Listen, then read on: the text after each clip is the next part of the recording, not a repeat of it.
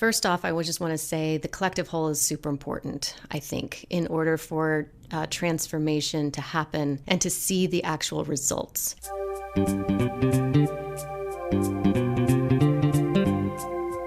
Hello and welcome to the Innovative Mindset Podcast. I'm your host, Isolde Trachtenberg. On the show, I interview peak performing innovators in the creative, social impact, and earth conservation spaces who are working to change the world. This episode is brought to you by Brain FM. Brain FM combines the best of music and neuroscience to help you relax, focus, meditate, and even sleep. I love it and have been using it to write, create, and do some of my deepest work. Because you're a listener of the show, you can get a free trial. Head over to brain.fm/innovative mindset to check it out. If you decide to subscribe, you can get 20% off with the coupon code Innovative Mindset, all one word. And now, let's get to the show. Oh my goodness, we've just been laughing so hard. Hi, this is Isolde Trachtenberg with the Innovative Mindset Podcast, and I bid you welcome. I'm super excited about this week's guest. You can tell Meridith is already we're both cracking up, but you need to hear about Meridith Grundei. Check it out. And did I say it right, or is it Grundei? I doggone it. Grundei. See, Grundei. We've just had good. This fabulous conversation about name changing when you are when you have the opportunity to do so, and Grundei is the name that is the right name, and I'm going to say it correctly. So here we go, Meridith Grundei. Doggone it, I'm going to get it right eventually. As an award-winning theater director, producer, and former Second City improv teacher, Meridith recognizes similarities between performing on stage every night and presenting to clients and colleagues every day. But the latter didn't have the right tools to bring their stories to life, so she decided to do something about it. You know this is catnip to me. If you're a longtime listener of this show, you know how much I love what this is and what Meridith does. So 11 years and some change later, Grundei Coaching has helped thousands of individuals and corporations around the world achieve career growth and success. Meridith specializes in presentation and public speaking consultation, individual training and development, and creative team solutions using applied improvisational theater techniques to build trust, empathy, and out-of-the-box thinking. Wow, this is so exciting for me because we're going to get really deep into some of this. I'm so thrilled to have you here, Meridith. Welcome. Thank you. I am so happy to be here. I'm just giddy on the inside about the conversation that is about to emerge. I certainly hope so, unless my cat comes in like he did the other day and jumps on the microphone and everything goes all over the place. We'll improvise. There you go. You'll improvise. I took very few improv classes in theater. I'll try and yes and you as much as possible. I love it. So talk to me a little bit about that. How did you get from theater director, producer, improv teacher, professor, all of these things to now you help people and companies get their message out? How did that come about? Oh, that's a really great question. It's organically come about over time. I've always seen myself as a multi-passionate human. And I remember the very first time someone said to me, I believe it was in high school, "You're a jack of all trades." But she said it in kind of a negative way. And, that jack of all trades, master of none kind of way. And, right. And at first I thought, this is my handicap, that I have all these passions because I was dancing, I was acting, but I loved organizing. I worked in the career center. I just have always loved these things. My dad was an entrepreneur, so I was always inspired by him and always curious about exactly what he did. He also had a job that I could never understand, but he did these other things that were just exciting. I was like, wow, you're opening a dry cleaners and now you're opening a virtual reality games place. And now so I was always just really in awe of that. And then when I moved to San Francisco when I graduated from college, and I started performing with an improv group called Ad Nauseam. And I'd taken at that time maybe one improv class in high school. Mm-hmm. And I met this group of people through BATS, and I had taken a couple courses there. And I just fell in love with it immediately, and then ended up in a sketch comedy group called Old Man McGinty, and we'd do this crazy, very absurdist kind of sketch comedy. It was this really dynamic group of performers that had these wonderful, like, dance ability, writers, and a lot of experimental theater performers, clowns, so forth. And so we put this group together, and one of our members was like, I'm moving to Chicago, I'm going to study improv. And I'm like, ooh, I want to go to Chicago. I want to study improv. So I'm like, let's do it. And at that time, I had just gotten married, and we jet setted to Chicago, and I started interning my way through IO, Improv Olympic. And the next thing I know, I am then teaching at the Second City, and I'm helping start their youth program there. And because one of the core faculty members was co-teaching a class with me that was teaching kids how to create their own work. And so I started that. I started working at the Second City, and it was a wonderful experience for me. And I was always inspired by the people that I was working with and for. And I did a couple, at that time it was called BizCo gigs, teaching to more corporate folk, if you will, and helping them find ways to work better and more efficiently as teams using improvisation as a tool to do that. And then from there, this executive coach, Dennis Schroeder, pulled me in and was like, I want you to work with me, and all the time. So I was like, okay. And I do the Berkman assessment, which is a psychological assessment similar to DISC and Myers-Briggs. And he said, this is how I work as an executive coach with these teams. And then I want you to come in and let's use applied improv as a way to show these different personality types and how they can work together as an asset and better communicate with each other as a team and trust and all of that. And so for several years, and I actually am still in touch with Dennis and do the occasional work with him, I just ended up doing that work and loving it because I saw the opportunities to help people not only engage with each other, but to also find a safe and brave space to share story, which it was astounding to me how many organizations did not provide the space, whether that was conscious or unconscious, for people to actually share what's going on in their lives, what they don't feel that they can bring into the work space, right? Because you leave your personal life at home. And I'll never forget this one experience where I was working with a manufacturing team up in upstate New York in Rochester. And I have this Augusto Ball exercise. And Augusto Ball is a Brazilian practitioner he's no longer with us, but he used improv and theater as a tool to bring community together and people of different backgrounds and ethnicities and so forth. And this one exercise is called "And It Made Me Think." And so what you do is each person is given 1 minute to tell a story about something that's happened in their life. And in relatively recent, right? A relatively recent time frame. So in last week or last month. And you punctuate it, you tell your story, and then you punctuate it with, "And it made me think." And then you allow space to sit. And so you allow that story to land on the listeners. And this one gentleman, we come to this one man in the circle, and he shares his story about his son who's been going through chemotherapy. No one on that team knew. No one. And that to me blew my mind. Like, this poor man has been holding this painful thing and expected to work and expected to show up and to do his job. And that was a moment for me where I went, this is important. This is what I am doing. This work, more people need to be doing this work. More people need to be going into organizations and using these tools of the theater and of improv to help open up the hearts and the minds of the individuals that are doing this work. So I just got the bug and I just kept doing it from there on. And I started doing it on my own with Meridith Grundei coaching. And within that, I was also invited by Dennis. I'll give him credit. He was like, I've got this CEO, please help him with his presentation he has to give at this big conference. I've got this guy over here who needs to level up his executive presence. I've got this person over here. And I would yes and things. And I think it's a Tina Fey quote, but she was like, say yes and figure out the rest later, which is kind of what I felt like I was doing.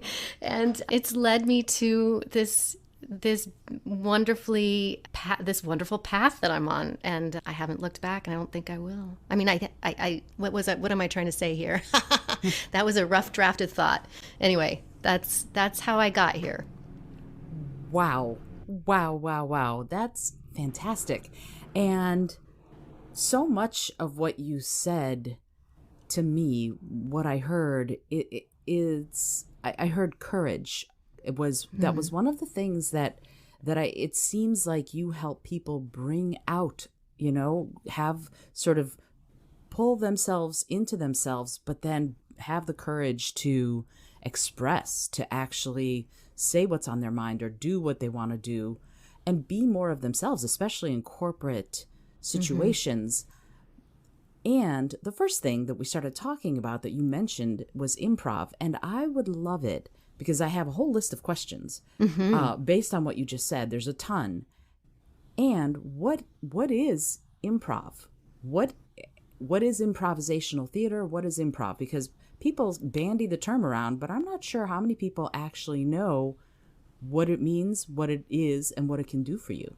That's a great question. So improv, I will start off with the one thing that people most commonly can relate to when I describe it in front of a group, which is I always reference like, have you seen Whose Line Is It Anyway? And then I see a bunch of people nodding up and down, and I'm nodding up and down as I'm sharing this story with you right now. So that would be the first context to it, is like, whose line is it anyway? They have a structure, a game, if you will, and within that game, so the structure are the quote unquote, and I'm doing air quotes, are the rules, right? And you make things up on the spot within that structure, though. So the structure gives you some guidelines. So that's what I do, is I teach people these games, these exercises, these activities, however you want to frame that best fits for you. I give them these games that they work within so that they can see the magic that happens afterwards, right? And I give them other tools. Like the foundation of improvisation is this idea of yes and. So when we yes and somebody's idea, we can further the storyline, we can add to the idea, we can find that moment of agreement, right? And so with that tool and within these structures, these games that I give them, we're able to make discoveries about ourselves within the context of the game. So for example, to me, the applied improv piece is the magic is in the debrief, right? So what did you notice come up for you when you were put in this situation? What feelings were in your body when this happened? What did you notice in your communication when this happened? What is it that you would do differently next time if we were to do this exercise again? Were you making eye contact? Were you breathing? Oftentimes when we feel stressed out or anxiety, we hold our breath, right? Do these exercises up on our feet. So it's a full body experience.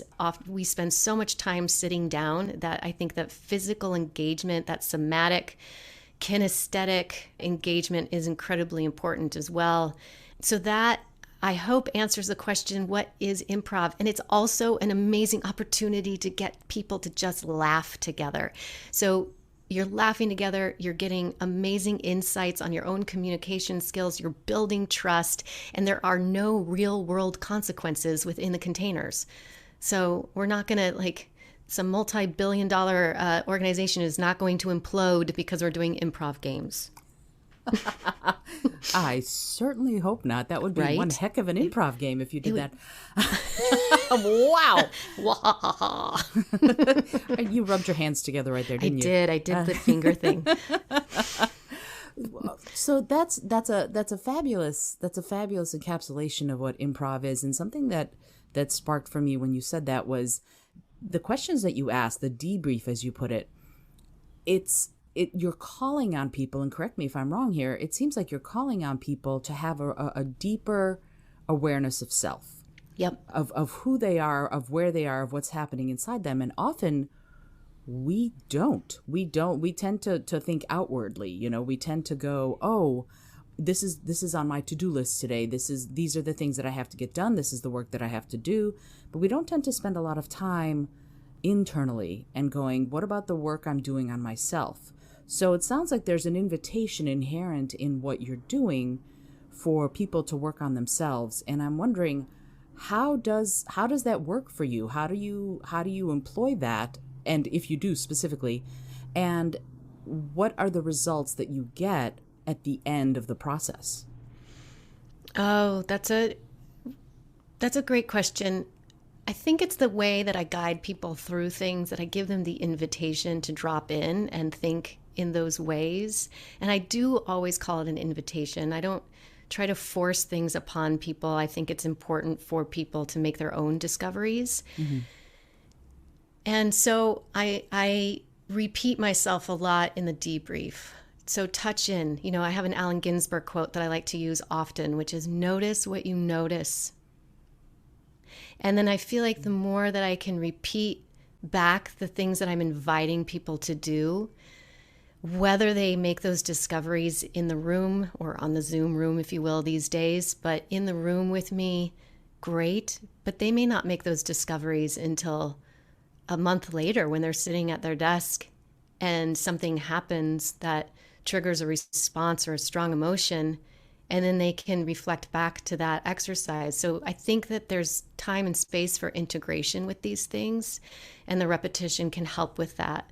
I hope that answered the first part of your question. Can you repeat the second part of your question? Sure. The second part was actually really about, like you said, they might notice months later. I recently noticed something that I did in a theater class in college many, many years ago, and sort of got an aha moment from that. And I'm wondering, when you go through the process in the moment, if you have any stories about those results so that you can see them, so that they're like the gentleman whose son who was going through chemo.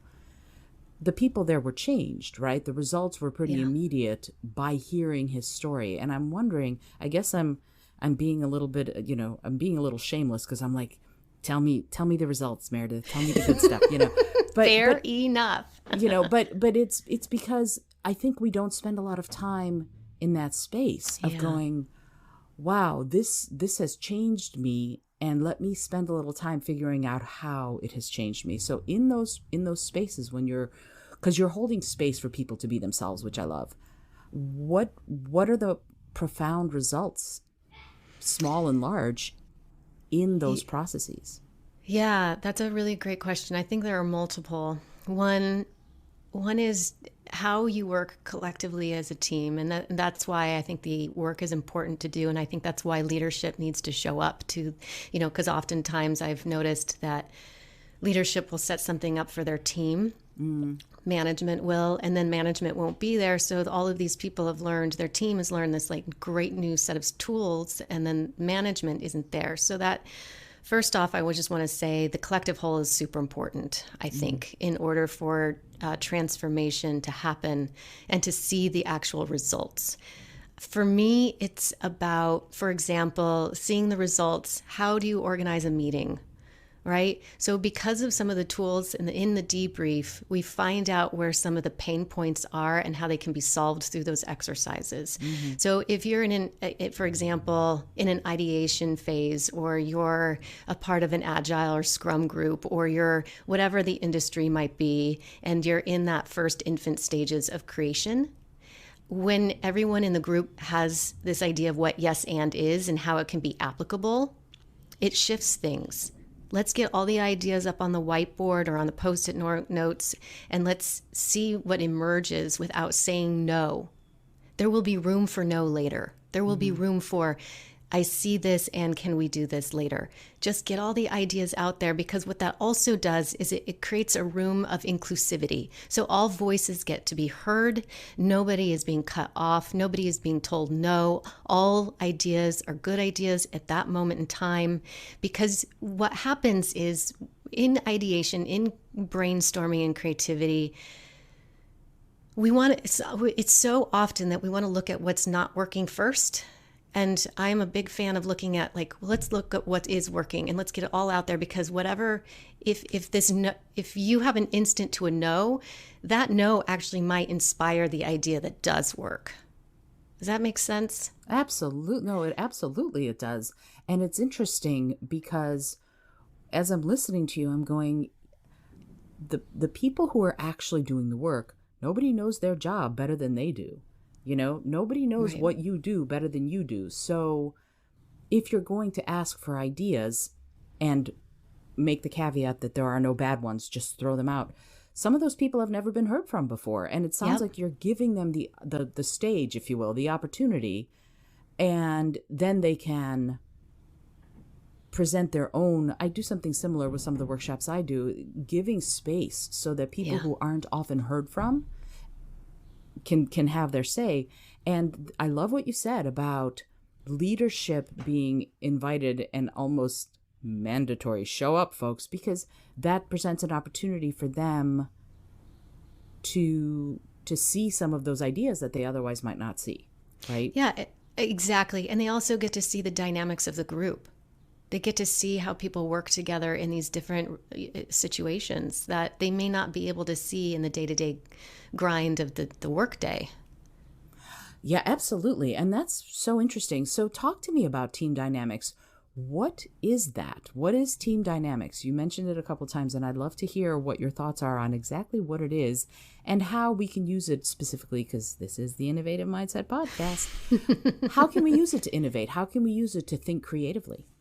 Yeah, well, the first place that I go to is using each other's different sets of skills as an asset, right? And so that we look at, so I'll just bring it back to like what Dennis works with the different personality types. We all have different ways of seeing and approaching an idea or a problem solving and finding a solution to something, right? My husband and I could not be more different in how we problem solve something, but it's how we choose to work together and communicate in order to solve that problem. And so what I really appreciate about using these, like I said before, they have no real world, what is the word I'm looking for?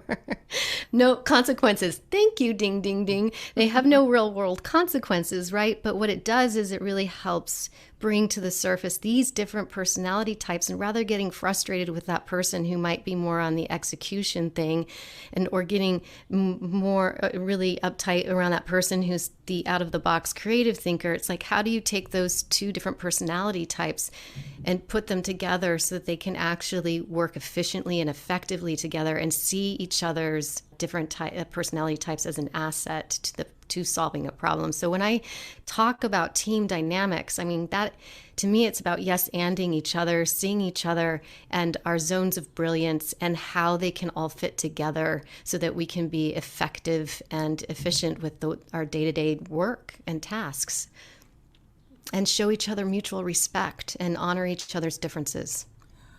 Oh, I love that you just said that last part, because that's one of the things that I find happens is that can sometimes be missing, that respecting that other people think differently, and that not only is it okay, but it's to be celebrated because they can come at it from a perspective you may not have seen. So let me ask you a strange question, or maybe it's not a strange question. Mm-hmm. I imagine there are times when you're doing one of these workshops that you meet resistance from the people, and all the time. Yeah, I'm like, yeah, this is kind of a silly question. It's not a strange question at all. and so, because some people, given the room to play, may be afraid of playing, if you see what I mean. So I'm wondering when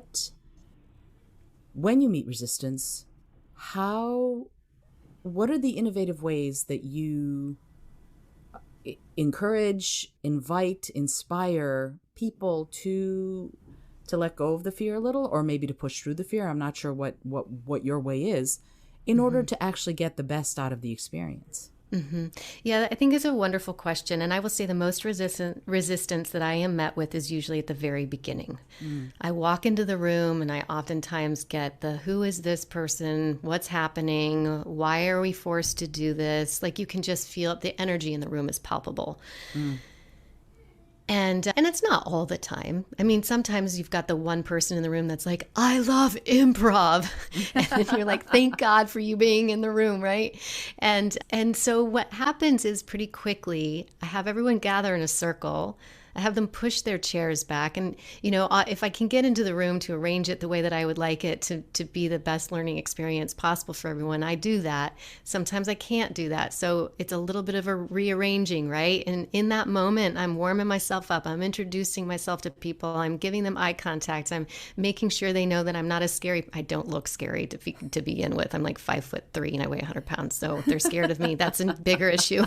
But so then I gather people to a circle and we do some gradual warm-ups, and I get to know who they are, they get to know me. And what happens is it's beautiful. I will say it's just beautiful, is that somehow within that time frame, within the first 30 minutes of being there, I have given them permission to play. And it's as if no one else has given them that permission in a really long time. And I can't tell you, it's the most wonderful, beautiful shift that I have ever experienced in a room, is with people who are non-performers, who have no idea what they're about to get into. And then all of a sudden they understand it and they're like, oh my God, I get to just play for 3 hours. Awesome. And so that is usually, I will say, that's most of my experiences. Every so often, you'll get the one person. It's usually one person, and I hate to say it, but it's usually a guy who has a lot of resistance. And so it's a fine balance, right? Because you don't want that person to take up airtime for everybody else.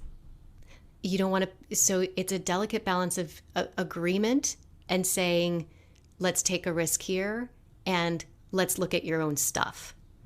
And oftentimes it works out okay, right? And I'm a big fan of I touch back in too. And I notice these things, and I feel like I might send an email and do a check-in with that person later, or I might check in with their management later, because I do care and I want to know where the resistance is living in the body or in the mind or with past experiences. Because even though the work is playful, even though we are having a good time with each other, it can still bring up stuff for people. It just can. Sure. We're humans. So with lots of layers. And somehow within that layers of that onion, there was one that I got at with some people. So putting care and love into it. I love that you said that. I'm going to just say that after everything you say. And it's interesting what you were talking about, like every once in a while, the person with real resistance. I find that digging deeper means that they're a frustrated performer, or that they were told that they shouldn't speak or don't have talent or skills in the very thing that they want to do, which is be out there with the bad selves. And so there's this confidence piece, and there's a vulnerability piece to what I'm hearing you talk about, that I would love to explore for a minute. What I know you've already mentioned that there's lots of vulnerability, even though we're playing and even though we're having a good time. There's a real vulnerability to stepping into the limelight, if you will. And when someone does, I'm sure that you've had lots of stories about that, but when they do that, how do you handle it, and how does the rest of the group transform? Because it's not just the individual person that transforms. I imagine the rest of the group transforms also when someone is really vulnerable. Yeah, that's a really good question. I'm trying to think. Well, I keep going back to that one story. There's a couple stories that have popped into my head. I think in those moments for me, I think each situation is different. So I do adapt according to each of the situations. Mm-hmm. And I might have, for example, a game that follows the exercise that we just did. And for me as the coach, as the facilitator, it's important to know what to let go of for the betterment of the whole. And so there have been a couple times where I've had to let go of my agenda so that I could best meet the group with where they're at. Mm-hmm. And And I'm not overly transparent about that. I just go with the flow, and then we spend our attention in that place, and then there's an opportunity for further dialogue. And I always do feel that it is the way that the rules of engagement that are set up beforehand are helpful in facilitating this as well, because I come from a place of I want to hear from you what feels true. I want to hear what's working. And then I want to hear where you have curiosities around this feeling or within this exercise that we just had that came up for you. The feelings that you have are completely valid and they're yours. They're nobody else's. So let's all figure this out together and let's find a way to communicate this that feels safe. And so I hope that answered your question. Did it?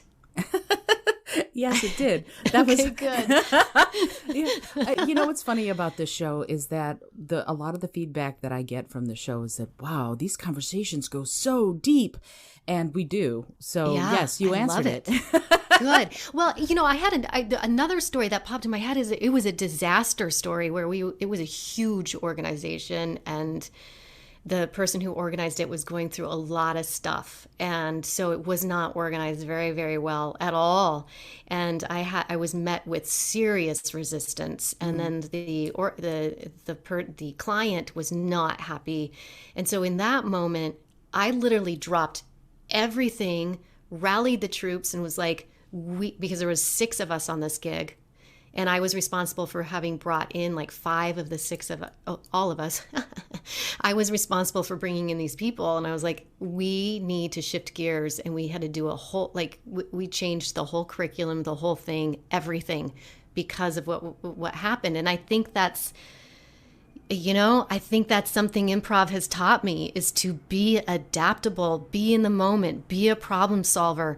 If you dig in your heels, it's not because you had one thing planned and it's not working out the way that you think it's going to work out, then you're going to be in a lot of trouble, a lot. And so I have learned so often, you just got to sometimes say, yep, you're right. This isn't working.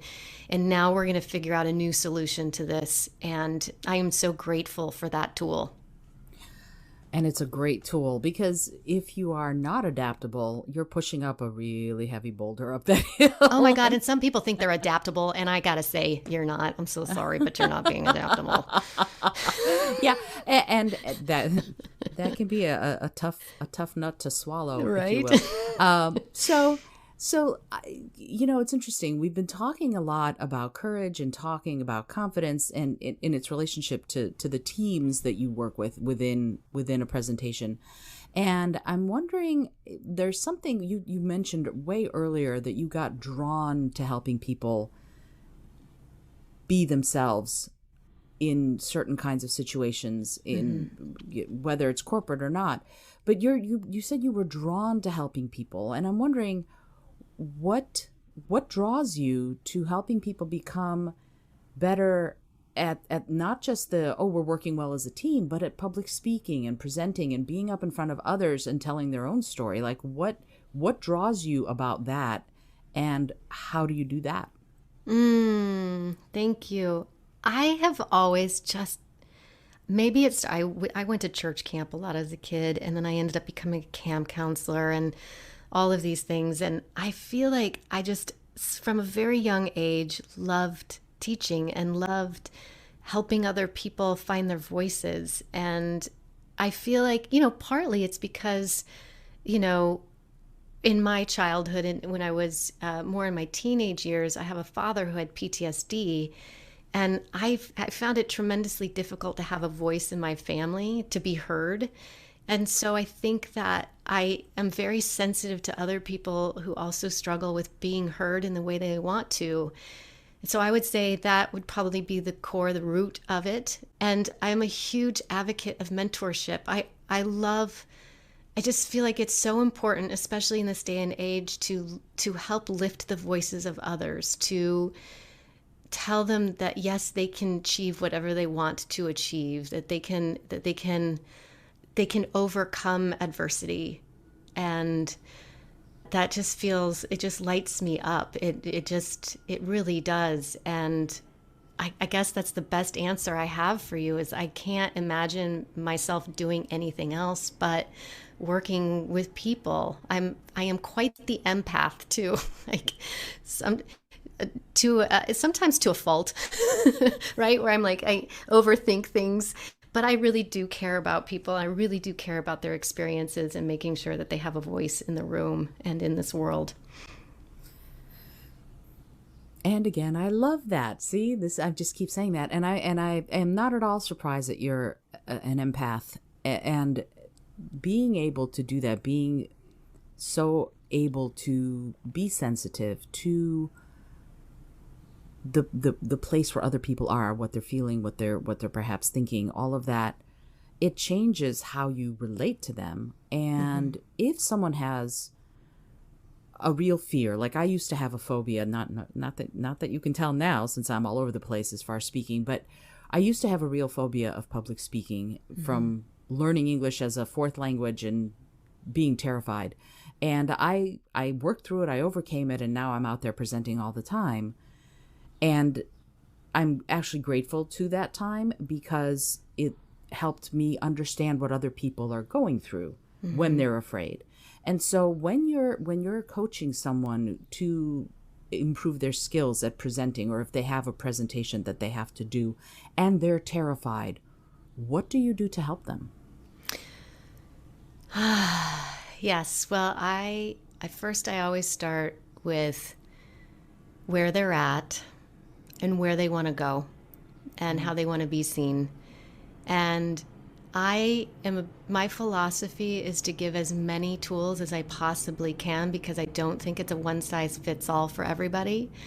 I think that with as many tools as I can possibly give them, they can find what works best for them, right? So the tools that I will provide my clients are breathing exercises, physical exercises, because the mind-body connection is incredibly important. The heart-centered mind-body connection is important. I give them different tools on how to prepare, right? How to practice, because there's more than one way to practice. There is no set acronym that's going to teach you how to become an amazing person, rehearser. Is that even a word? Sure. Sure. Today it is. And so I just feel that what I have found over time is that people would tell me, this is how you do it. This is how it's done. And then I would go back, like as an actor, I would get all of this input on how I was supposed to practice, or how I was supposed to memorize my lines, or how I was supposed to do this, do this, do this. And I'd noticed that no one ever gave me permission to sit back and try to figure out what worked for me, right? Because everyone has an opinion. Everyone's opinion is going to be different from the last person's opinion. That's just the way it is. So you really giving that permission for people to find what works for them and giving them enough tools to be able to do that.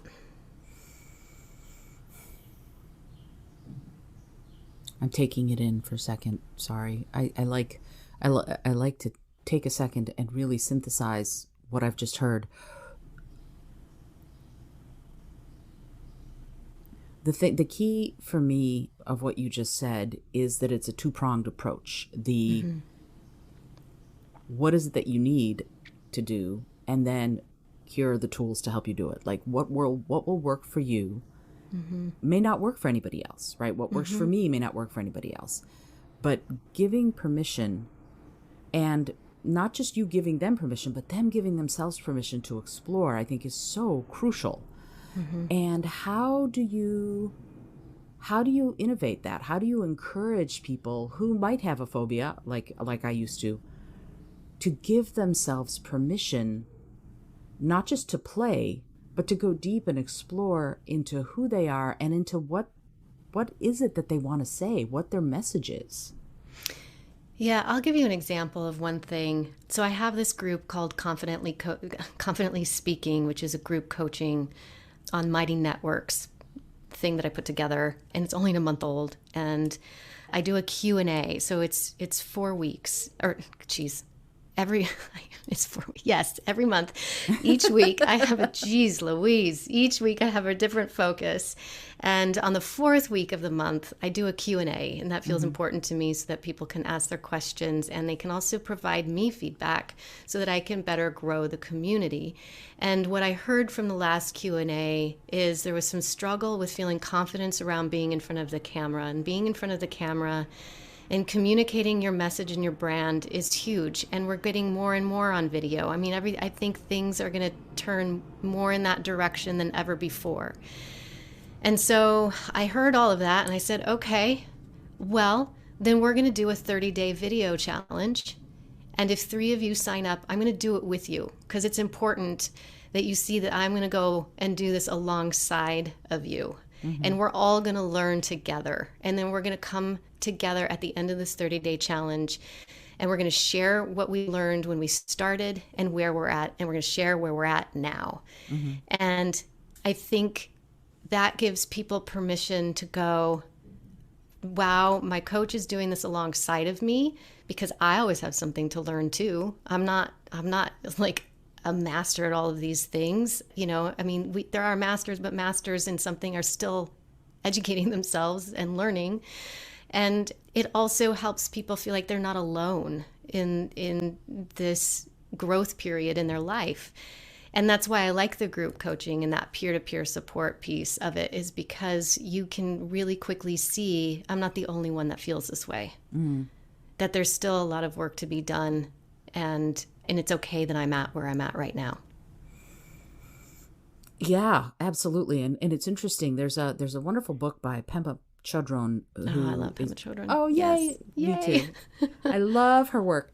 And I love the book title almost more than I love the book. It's Start Where You Are. Yes. I just think it's so simple and so profound at the same time, that giving yourself permission to start where you are and not judging yourself for not being further along than you are, you know? So have you done the full 30 days yet? How have the stories been about the people who have taken the challenge on with you? We are on day 2. We just started. It's pretty awesome. And there's a couple people that I was not expecting that totally jumped in. And I am so excited. I'm so excited that it just gets, I am just thrilled to pieces when people take the risk.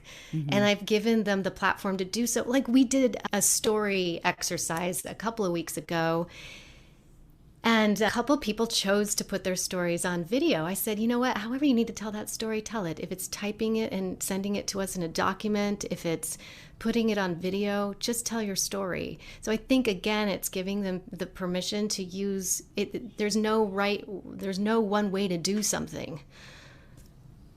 Yeah, sure. Absolutely. It's one of my favorite things is on a circle, you can get to the center point from an infinite number of places. And that to me says so much. And there is no, that's not true. I will say that there are wrong ways, like forgetting to turn your camera off, on or off or whatever, sure. Right. But at the same time, so yeah, because I've done that. I've recorded entire podcast episodes without having turned on the recording equipment. So that has happened. And yet it's a teaching and a learning opportunity for yourself. Yes, I was just going to ask, but what did you learn from that? Exactly. What did you do different next time? So yeah, now I have a checklist hanging over my desk that says these are the things you have to do. And again, that to me is a really important piece of what you're doing, is that you don't have to be perfect. You have to be where you are, wherever you are. And if you can stretch yourself, that's great. So within that, is there a place that someone can go to go, I want to learn from Meridith? Where should they go to do that, to find you? Yeah, thank you for asking that question. I can be found in a few places. One is GrundeiCoaching.com, and that's GRUN as in Nancy, D as in dog, EI.com. GrundeiCoaching.com. And then ConfidentlySpeaking.club. It's hosted on Mighty Networks. So you could also look through Mighty Networks. And then I have my performance. I still am a performer on meridithgrundei.com. And my name is spelled with 2 I's. It's Meridith, Grundei.com. And then, of course, LinkedIn and all the socials. I'm not on Facebook, though. I got off Facebook. It was driving me batty. I hear you. That is one of those things. And there's, I could keep you here for the next 6 hours and chat with you. I know. I love talking to you. It's so much fun. You ask me your questions. I'm like, I love your questions. And I'm like, did I answer it? I hope I answered it. You're fabulous. Yes, you absolutely have. There's a couple more questions if you have time. Yeah. First of all, I was honored to be on your podcast recently. Yes, you were. And it was so much fun. So I'm really glad that you were able to come and join me here on Innovative Mindset. So the podcast is called Are You Waiting for Permission, that you co-host with a wonderful gentleman named Joseph Bennett. And I'm wondering if you can talk a little bit about what the podcast is and what permission people might be waiting for. Yeah, so the podcast is inspired by Joseph on a Sunday, I think about 4 months ago. It's only 4 months old. Isn't that crazy? Wow. He said he woke up and he was like, I want to do a podcast with Meridith. And so he called me and I said, sure, let's do a podcast. And we came up with this title, Are You Waiting for Permission? Joseph, I think, was reading a book and it was a line in a book. And I said, perfect. This is that. Yes. And it is intended for creatives and artists who stopped waiting for permission. And so they started giving themselves permission to live the life that they want and to create the work that they want and to follow their dreams. And our intention with the podcast is we really want our listeners to see that there are multiple ways that they can too give themselves permission to follow their dreams. And we even have one listener who quit her job. She said, I listened to your podcast and that was it. I had this email sitting in the inbox for 2 years and I finally sent it and I quit my job that I was miserable at. Wow. And that was really, and we had to interview her on our podcast, and we did, and that will be released in the next few weeks. But that is our hope with the podcast, is to keep encouraging people to take leaps of faith, to take risk, and to give themselves permission. And through that, we give resources. We answer questions now for people on the podcast as well. And we invite, guests like yourself who are dynamic humans that have also carved a path. And it's a fabulous podcast. If you're not listening, you should go subscribe, just like right now. And that's that. No, it is. I enjoy it. I enjoy it because it's like you called yourself a multi-passionate person, but also the guests tend to be multi-passionate and tend to want to explore different avenues. And I am multi-passionate doesn't begin to cover all of that I try to do. And I've decided for myself that it's not do what you love for me. It's love what you're doing while you're doing it. And that's my solution to that whole conundrum.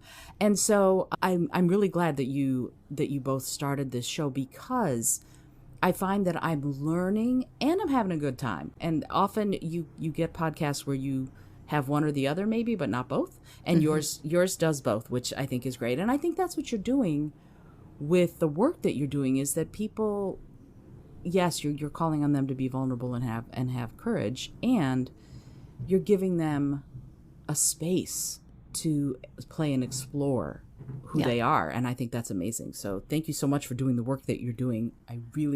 It's necessary in this world. So I'm really glad you're out there doing it. Oh, thank you.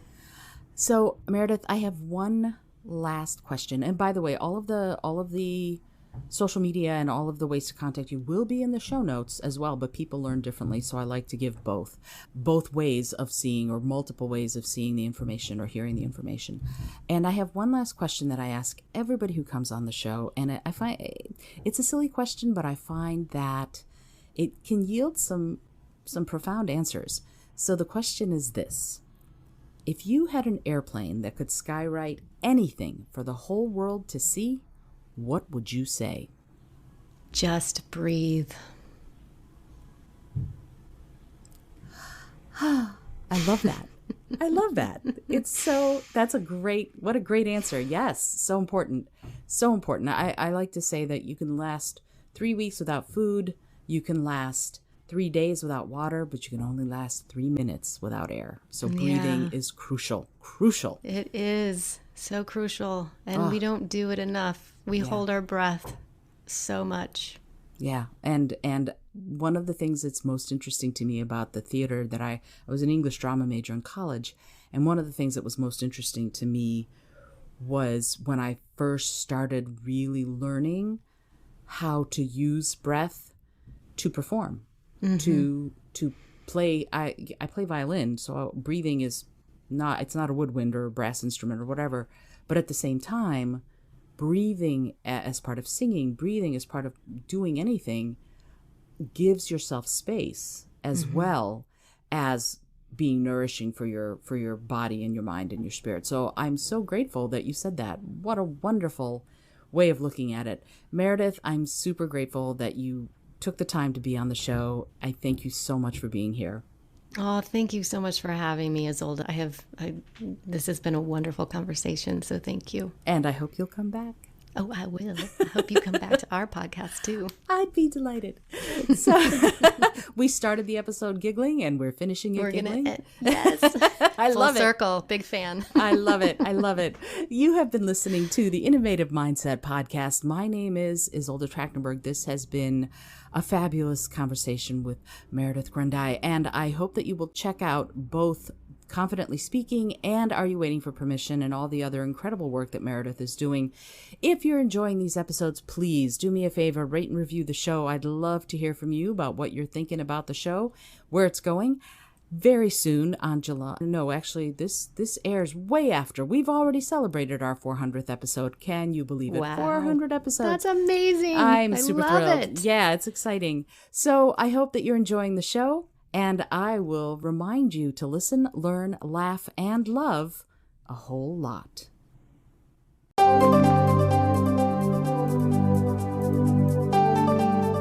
Thanks so much for joining me today. I really appreciate you being here. Please subscribe to the podcast if you're new. And if you like what you're hearing, please review it and rate it and let other people know. And if you'd like to be a sponsor of the show, I'd love to meet you on patreon.com/innovative mindset. I also have lots of exclusive goodies to share just with the show's supporters there. Today's episode was produced by Isolde Trachtenberg and is copyright 2021.